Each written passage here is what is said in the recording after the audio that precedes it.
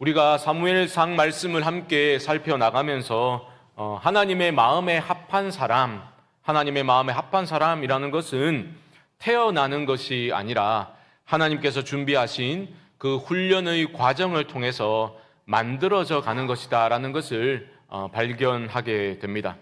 그러한 하나님의 특별한 훈련의 과정이 이루어지는 곳이 바로 광야입니다.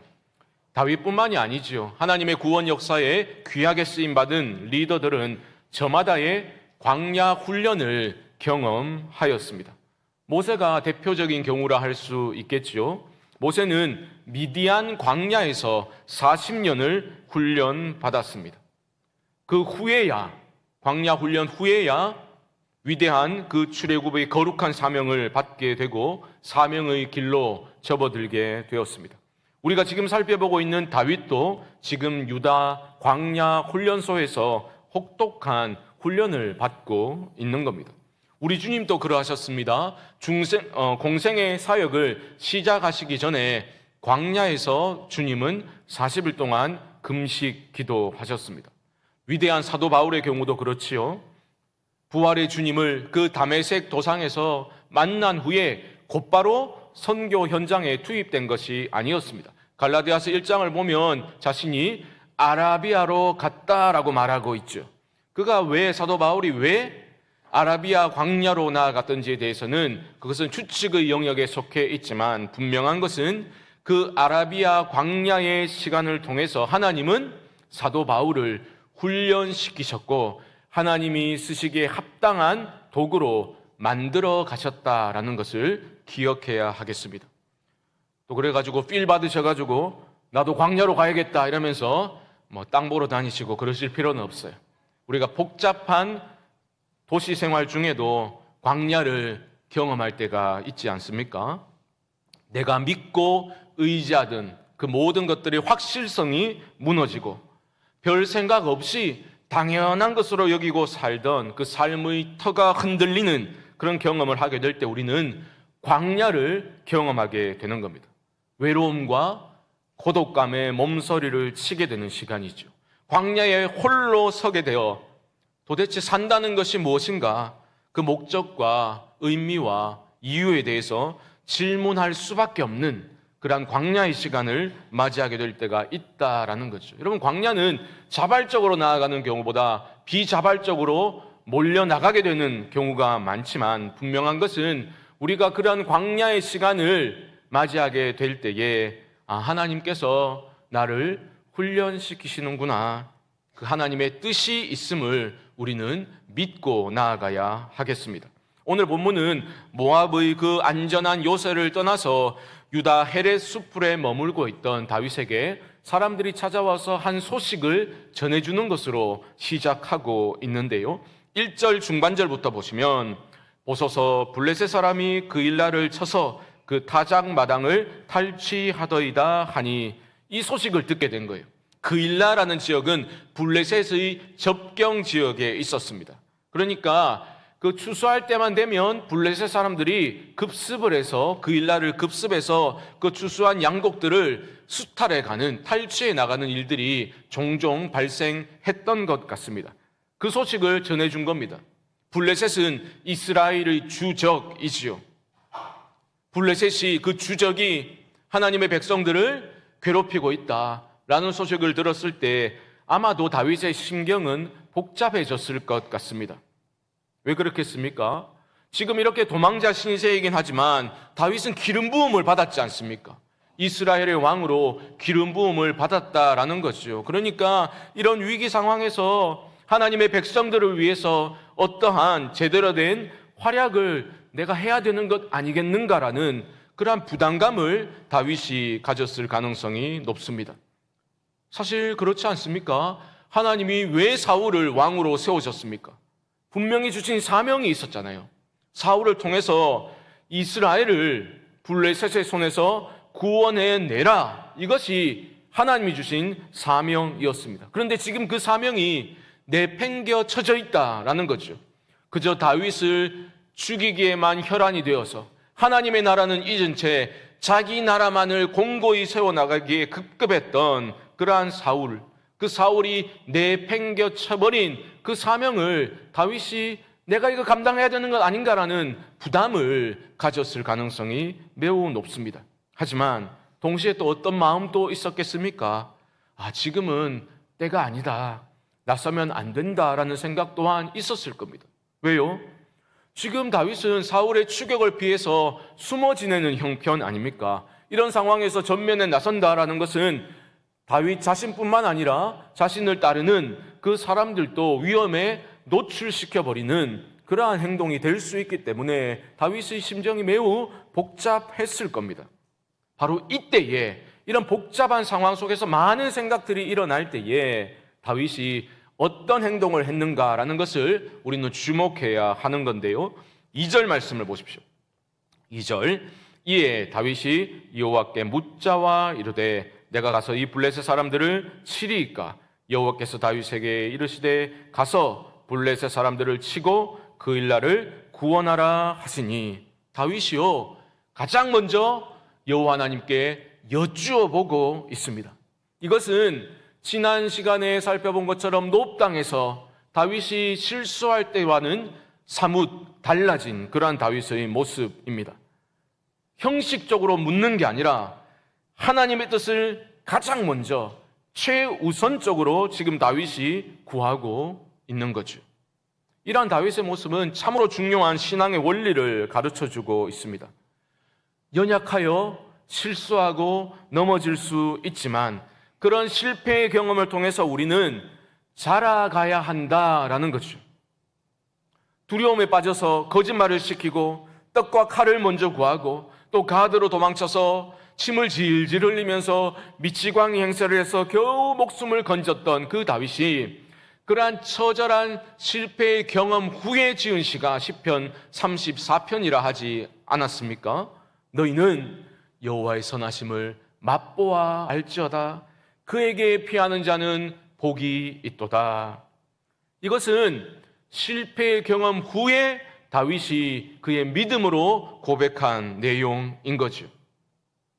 그 실패를 통해서 다윗은 깨달았던 겁니다. 정말 내가 믿고 의지할 수 있는 분은, 나의 유일한 피난처는 하나님 한 분뿐이시로구나라는 것을 깨닫게 된 거예요.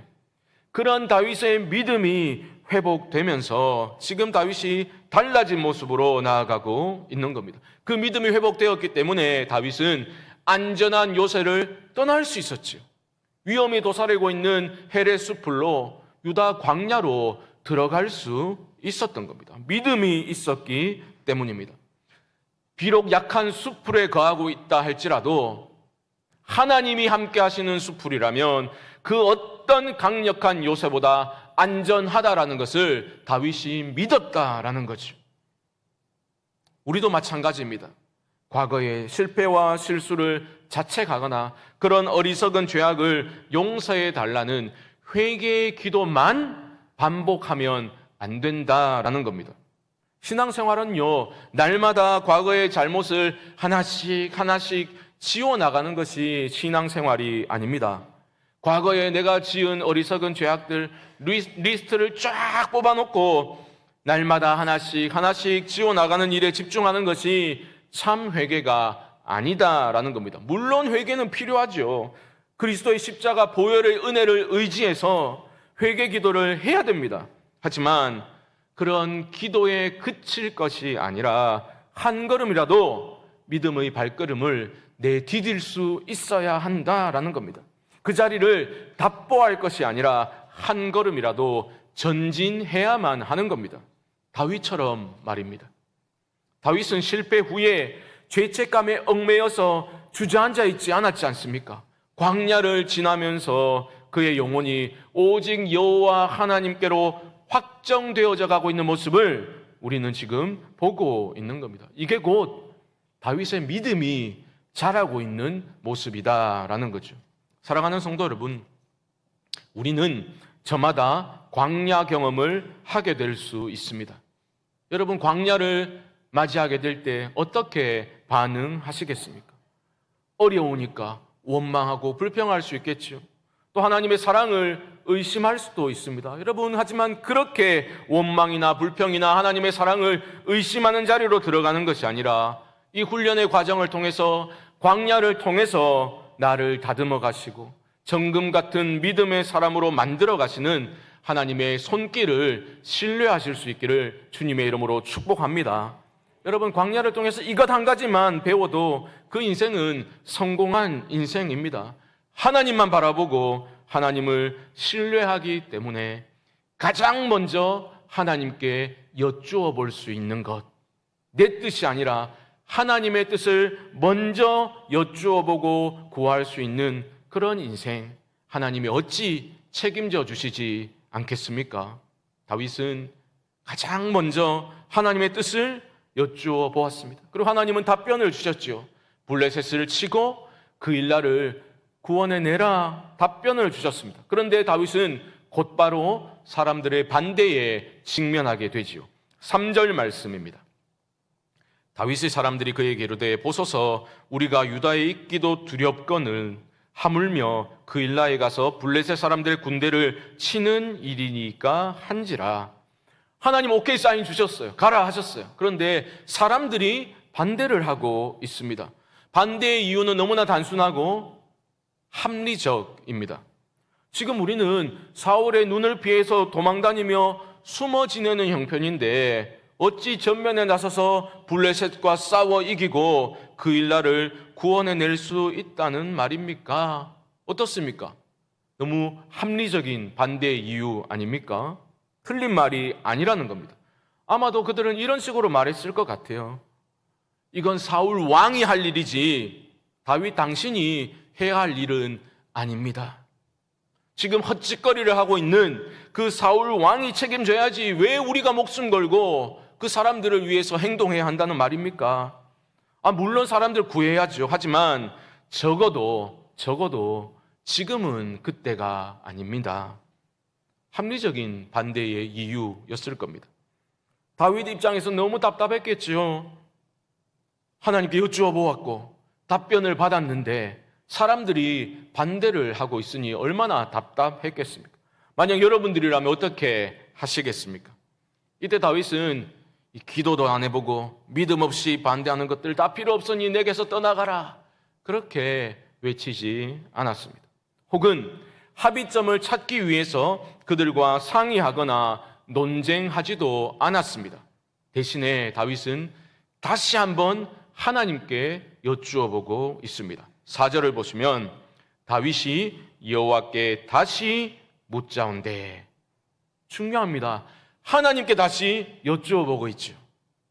여러분 오해하시면 안 됩니다. 다윗은요 불통의 사람이 아닙니다. 사람들의 의견 다 무시하고 소통할 줄도 모르는 독선적인 리더가 아니라는 겁니다. 그런데 왜 하나님께 다시 여쭈어 보고 있을까요? 사람들과 상의하지 않고 광야의 경험을 통해서 다윗이 깨달았던 겁니다. 하나님의 뜻을 알고 그 하나님의 뜻에 따라 행하는 것이 가장 중요하다는 것을 깨달았기 때문에 사람들과 상의하기 전에 하나님께 엎드려 묻고 있다라는 거죠. 지금 반대하는 사람들은 합리적인 이유들을 대고 있지만 그들은 다윗처럼 엎드려 묻지 않았지 않습니까? 아무리 합리적인 이유를 대더라도 그들의 그 반대에는 가장 중요한 신앙의 요소들이 빠져 있는 거죠. 뭐가 빠져 있습니까? 하나님과 하나님의 뜻과 하나님의 능력이라는 가장 중요한 요소들이 빠져 있다라는 겁니다. 하지만 다윗은 달랐습니다. 왜요? 과거에 말도 안 되는 상황에서 하나님이 뜻하신 것이라면 하나님이 개입하셔서 역사하시고 자신을 건져주셨던 그 과거의 하나님 경험이 지금 다윗 안에 살아 움직이고 있었기 때문입니다. 지난번에는 두려움의 마음이 잠식당해서 그 하나님이 실종되어져 버렸죠. 하지만 지금은 다윗이 실패 후에 그 믿음이 회복되면서 과거의 하나님, 함께 하셨던 하나님이 똑똑히 보여지고 있다라는 거죠. 그래서 하나님께 먼저 여쭈어 보고 있는 겁니다. 다시 하나님께 여쭈어 보았을 때 하나님은 어떻게 행하셨습니까? 5절 말씀 보십시오. 우리 함께 읽어볼까요? 5절 시작. 다윗과 그의 사람들이 그일라로 가서 블레셋 사람들과 싸워 그들을 크게 쳐서 죽이고 그들의 가축을 끌어오니라. 다윗이 이와 같이 그일라 주민을 구원하니라. 아멘. 하나님께 다시 여쭈어보니까 하나님께서 다윗의 사람들의 마음을 움직여 주셨던 겁니다. 그러니까 다윗 혼자 간 것이 아니라 모두 다 함께 가서 블레셋을 쳐서 이기고 그일라 주민을 구원해 내게 되죠. 하나님께 가장 먼저 여쭈어보고 하나님의 뜻에 순종하는 자들에게 하나님이 승리를 주신 겁니다. 그리고 다윗은 사명을 감당하는 모습을 보여주고 있는 거죠. 오늘 말씀을 통해서 우리는 광야의 훈련을 통해서 우리가 도대체 무엇을 배워야 할 것인가 라는 것을 분명히 깨닫게 됩니다. 가장 눈에 띄는 부분이 무엇입니까? 다윗이 하나님께 여쭈어 보았다라는 겁니다. 여쭈어 보았다. 이것이 광야 훈련을 통해서 얻을 수 있는 매우 중요한 신앙의 실천적 요소입니다. 여러분, 다윗이 왜 가장 먼저 하나님께 여쭈어 보았을까요? 사람들이 반대했는데 그들의 마음을 사기 위해서 노력한 것이 아니라 왜 다시 하나님께 여쭈어 보았을까요? 답은 단순합니다. 누구를 믿고 의지해야 할지를 다윗이 깨달았기 때문이죠. 하나님 외에는 기댈 곳이 없구나라는 것을 광야에서 다윗이 지금 깨달았다라는 겁니다. 히즈윌의 광야를 지나며라는 찬양이 있습니다. 여러분 한번 기회 되시면 들어보시면 좋을 것 같아요. 광야를 지나며. 그 찬양의 가사는 이렇게 시작됩니다.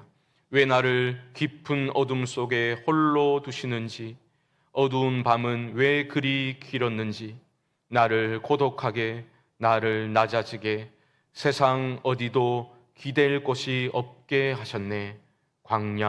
광야에 서 있네. 세상 어디에도 기댈 곳이 없도록 만드신 그곳이 바로 광야입니다. 그러니까 하나님께 여쭈어 볼 수밖에 없는 거죠. 사랑하는 성도 여러분, 범사에 하나님께 여쭈어 보실 수 있기를 바랍니다. 범사에 하나님께 여쭈어 보세요. 또 그렇게 여쭈어 보시라니까 또 식당 가가지고 주여 물냉입니까? 비냉입니까? 막 이러지 마시고 정말 우리가 살아가면서 모든 일에 하나님께 먼저 기도로 여쭈어 보고 하나님의 뜻을 기다리실 수 있기를 바랍니다. 범사에 하나님께 여쭈어 본다는 것이 왜 중요할까요? 그것은 바로 전능하신 하나님을 의지하겠다는 믿음의 표현이기 때문에 중요한 겁니다. 범사에 하나님께 여쭈어보는 게 왜 중요합니까? 내 삶의 주인이 나 자신이 아니라 하나님이심을 인정하는 믿음의 표현이기 때문에 너무나 중요한 것입니다. 광야에서 우리는 깨닫게 됩니다. 와, 정말 내가 믿을 것이 없구나. 자신을 봐도 소망이 없음을 깨닫게 되죠.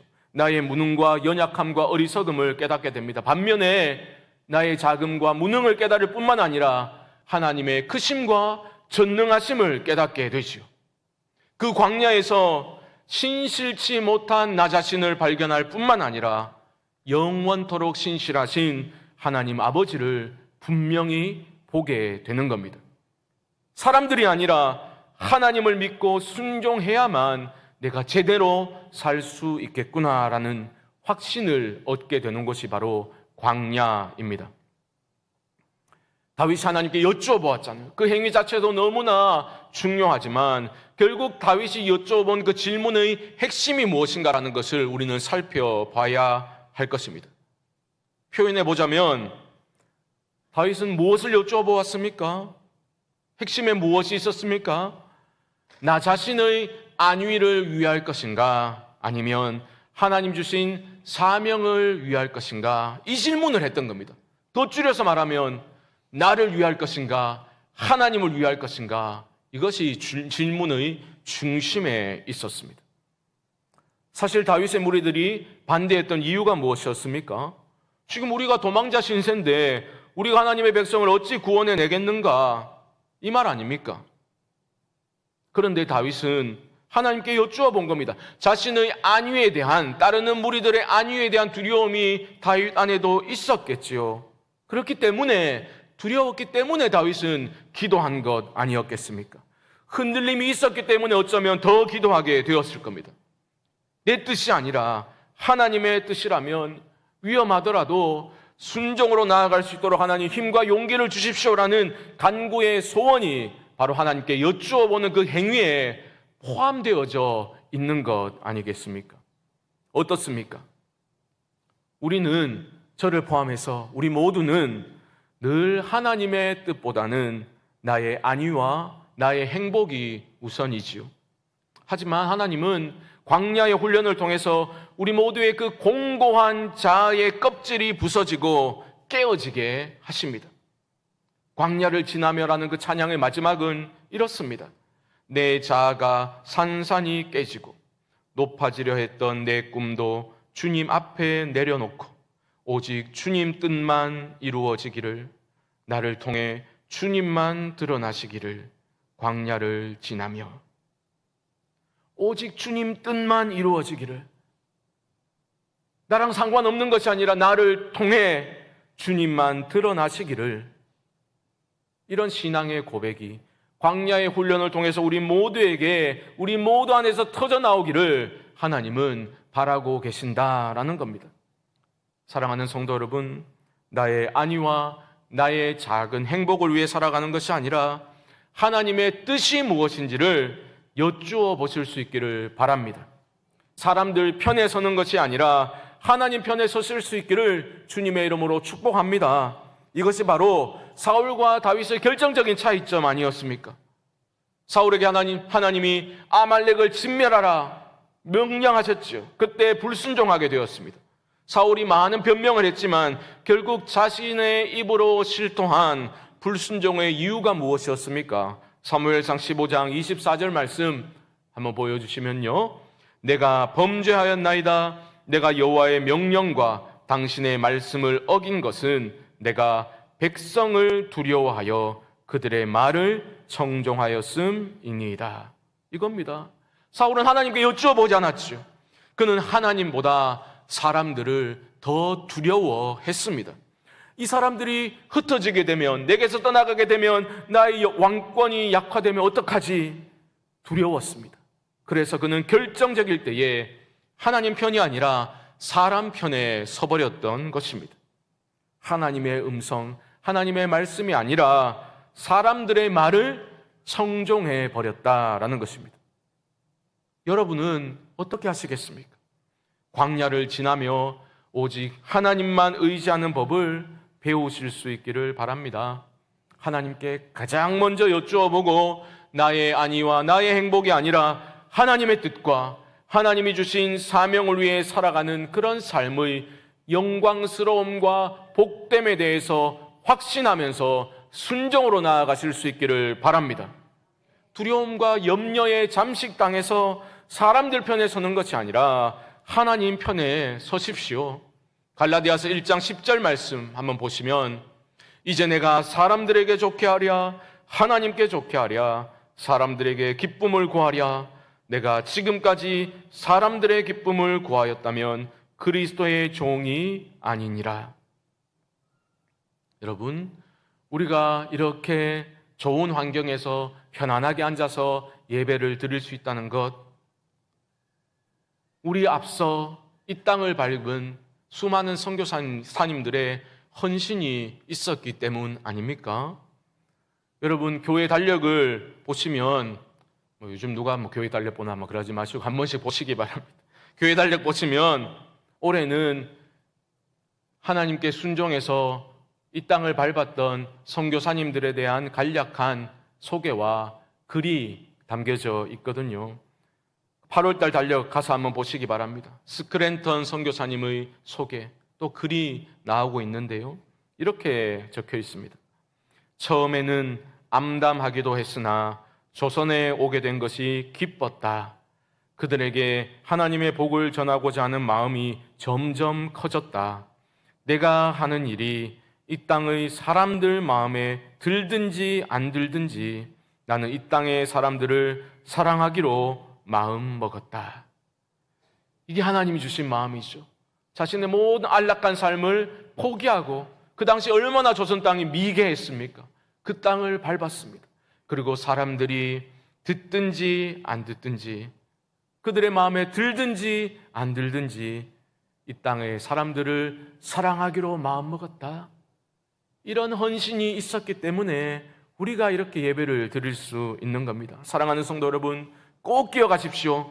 나의 안위와 나의 작은 행복이 전부인 것처럼 사는 것이 아니라, 사람들이 어떻게 생각하든 먼저 하나님의 뜻을 여쭈어보고 주신 사명을 위해서 순종으로 나아갔던 사람들, 광야를 통과하면서 내 뜻을 내려놓고 오직 주님의 뜻이 이루어지기를 소망하며 나를 통해서 주님만이 드러나기를 갈망했던 믿음의 사람들을 통해서 지금도 하나님의 나라는 이 땅 가운데 온전한 성취를 향해 진행되고 있다는 것을 여러분 놓치지 마시기 바랍니다. 그리고 우리 모두도 이런 믿음의 길을 걸어갈 수 있게 되기를 주님의 이름으로 간절히 축원드립니다. 지금은 우리 주 예수 그리스도의 크신 은혜와 하나님 아버지의 무한하신 사랑하심과 성령님의 교통하심이 광야를 지나며 오직 하나님만을 의지하고 신뢰하며 사람들 편이 아니라 하나님 편에 서서 내 삶을 통해 주님만이 드러나기를 소망하며 헌신을 다짐하는 사랑하는 모든 성도님들의 심령 가운데 지금부터 영원토록 함께 있을지어다. 아멘.